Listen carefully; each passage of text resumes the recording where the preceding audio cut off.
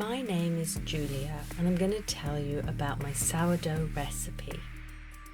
This recipe takes 3 days, and on day 1 the first step is to make the levain. And I found that it's really good to use rolled oats. So I take starter from the fridge and I put in 25 grams of my starter. So I use 75 grams of whole rolled oats. To that I add another 75 grams of filtered water.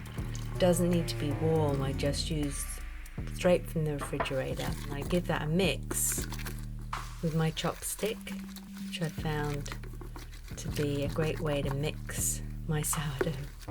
Put the lid on and leave it overnight.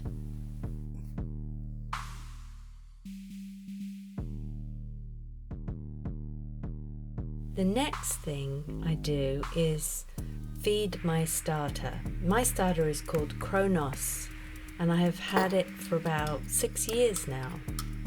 So what I do every time I make bread is put about 25 grams of my starter into a clean jar. So I add my 25 grams of rye flour and 25 grams of water, mix it up and put it back in the fridge. This time I decided to use rye flour, and that's because apparently sourdough starter really likes rye flour. And then I put that back in the fridge, and that stays in the fridge until the next time I want to make my bread.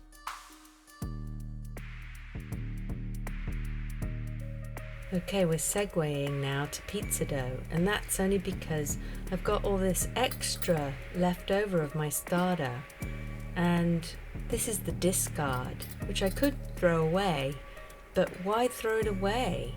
It tastes delicious and there's so many things you can do with it.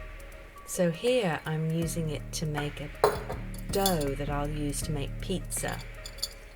So I just put my sourdough starter into a little container, as you see here, and I add up the weight to 200 grams, and that makes about enough pizza for 2 people for dinner, a sort of medium-sized pizza.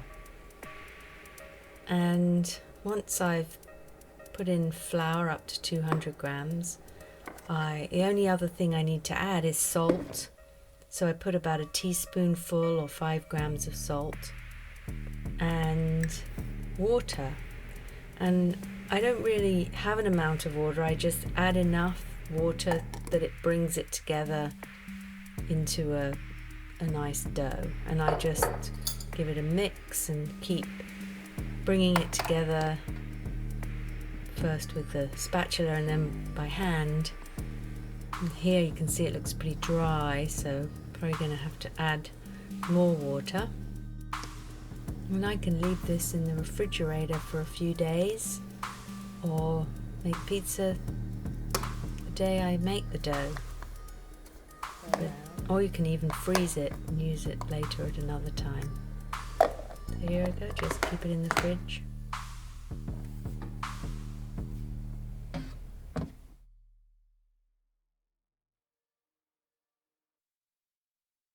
Okay, we've now woken up the next morning. It's about 8 o'clock in the morning on day 2, and I'm going to feed the levain, give it a bit more flour and water, and then leave it again for another 4 or 5 hours. So this is my mix that I made with oats, water and starter yesterday, and now I'm adding another 75 grams of whole wheat flour. Then I add 75 grams of filtered water. And I mix that together, put the lid on and leave it till around noon or 1 o'clock.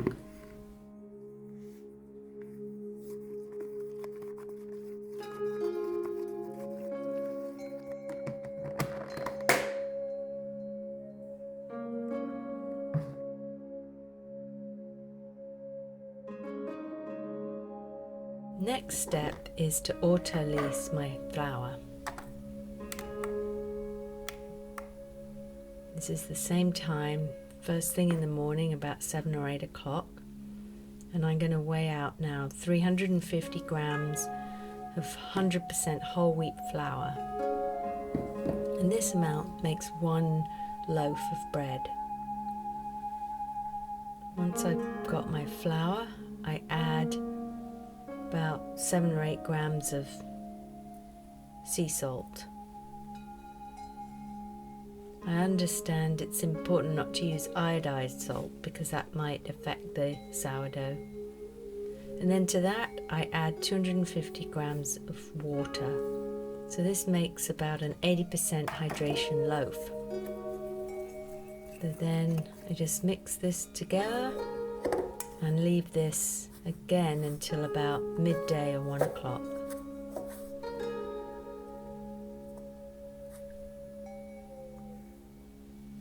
People say that you shouldn't add the salt at this stage, but I've tried it both ways and it doesn't seem to make any difference to the outcome of the bread, whether I add my salt now or later.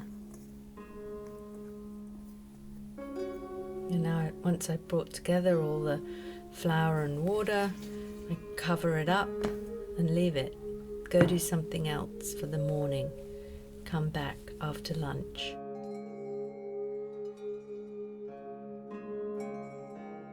So now it's about 12:30, 12, 1 o'clock, and I get my orderlies and I'm going to mix it with my levain.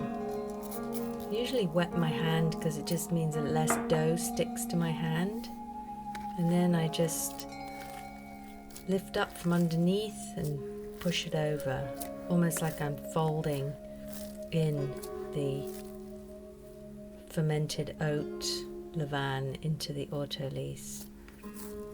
And I just keep mixing it for 2 or 3 minutes until it feels more incorporated.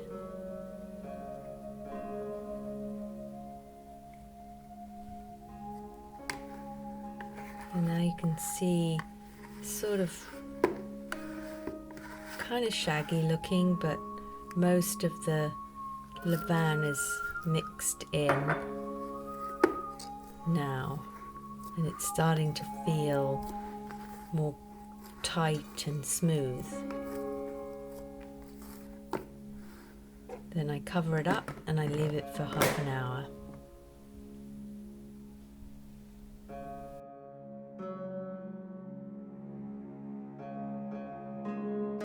In this loaf, I just am planning to do 2 folds, but you could do 2 or 3 folds. I just pull up a piece of the dough and stretch it up and pull it over. And you just go round the whole dough until I come to maybe 4 or 5 folds over. And I just turned it over so you can see it already started to get a lot more smooth. It's my second fold. And I just wet my hand so it doesn't really stick to the dough. And then just pull up from underneath, fold it over. You can see already it looks a lot silkier than it did initially. And it's getting a lot harder to pull up an edge. It's very glutinous. If I can show you what it looks like. You can still see there's a bit of the oats in there, but it's pretty much incorporated and silky. And I didn't have time to do a 3rd fold this day, so that was good enough. Well, now at about 5 o'clock on day 2, I'm going to shape the loaf. So the first shaping, I tip out my dough, which has pretty much doubled in size since the last fold. It's nice and soft and smooth. And then I just pull it out into a square and fold over the corners into the center, and then fold up the bottom and fold over the top, and flip it over and just fold it into a little ball. And then I leave that covered over with a damp cloth for another 30 minutes to rest.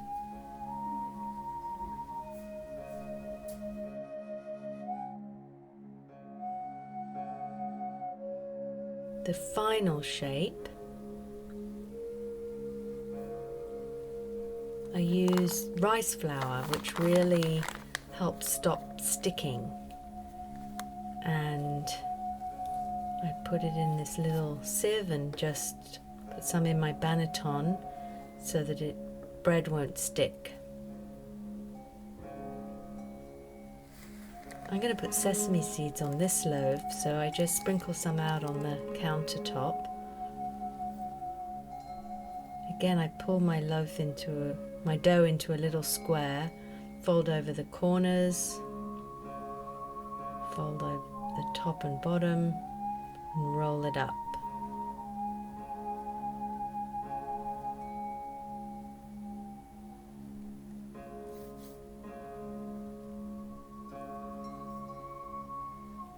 And I just kind of tighten it by pulling it gently towards me on the counter. And now I want to put the sesame seeds on, so I squirt a bit of water on top, and then I flip it over and just roll it in the seeds, gently pushing to pick up as many sesame seeds as I can without pushing out too much air out of the loaf.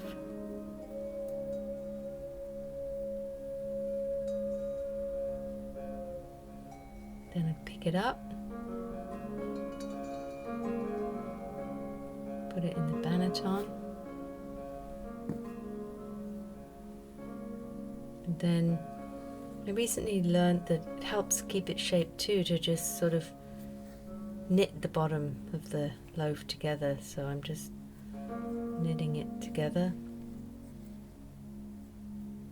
Then I'm going to cover it with a shower cap and put it in the fridge and leave it overnight to continue to proof.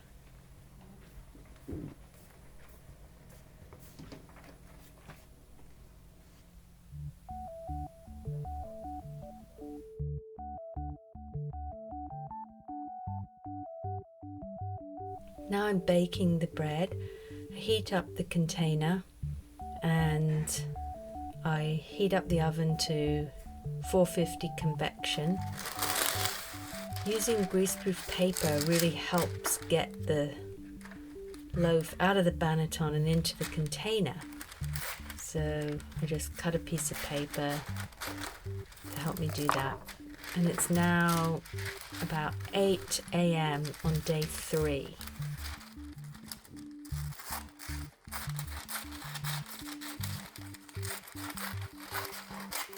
I'm going to score the top of the loaf with a razor blade. So just getting it ready.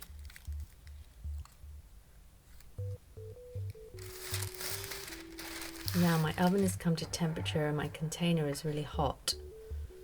So I'm going to tip the bread out of the banneton and score it and then put it in the container to go in the oven. So tip it out, hoping it doesn't stick. Hopefully the rice, flour and sesame stopped it from sticking. Seemed to be okay.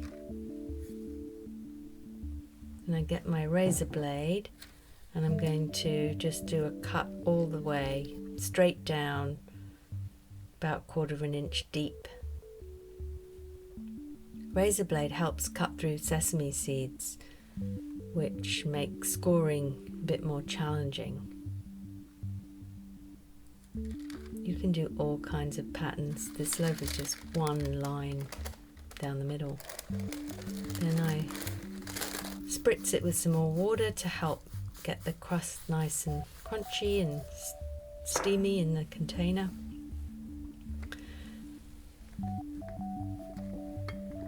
And then I put the lid on and I'm going to put it back in the oven, and the first round of baking is 30 minutes at 450.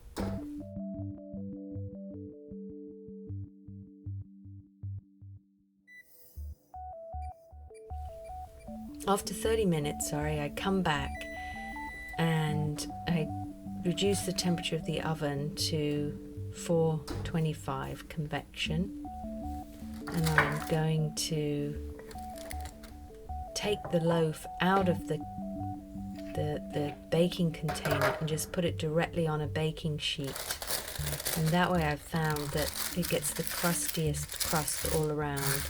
It's already risen in the first 30 minutes as high as it's going to get. Now I just want the crust to get crusty.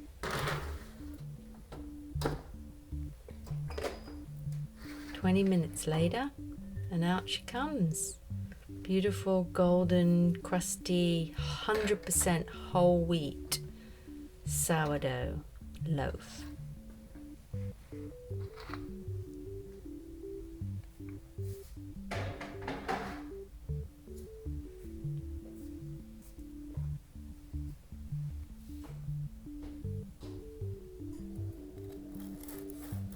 What's the crumb gonna be like? Lovely. It's soft and chewy and crunchy, and it smells so good. If only it was smell-o-vision.